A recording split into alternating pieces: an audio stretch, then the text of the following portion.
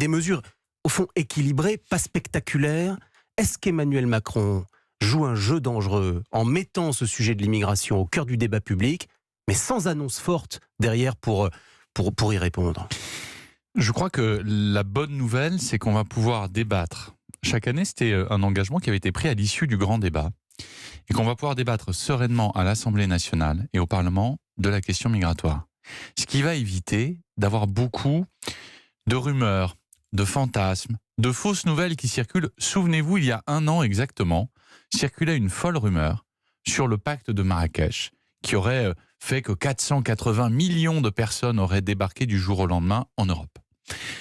Le mettre sur la place publique, ce débat, ça permet d'objectiver les choses, de dire ce qu'est la réalité de l'immigration économique dans notre pays, quels sont les besoins qu'on peut identifier. Et c'est vrai que c'est difficile parfois d'identifier les besoins. Il y a des métiers en tension, d'autres qui ne le sont pas. Il y a des régions où il y a des besoins plus que d'autres coins du pays.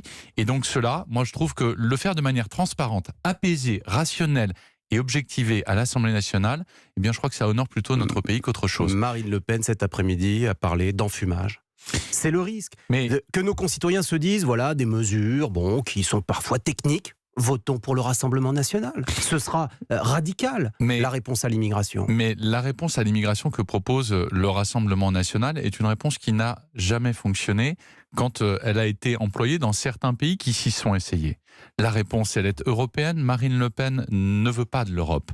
La réponse, elle passe par des gardes-frontières au niveau européen avec les 5000 gardes-frontières. Marine Le Pen s'est toujours prononcée contre, en siégeant au Parlement européen par ailleurs, ces gardes-frontières européens.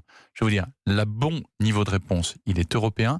Et vous le dites, c'est peut-être technique, mais vous savez, le diable se niche souvent dans les détails. Et sur cette question aussi sensible, eh bien voilà, il est normal que le Parlement puisse se prononcer et débattre librement de ces questions.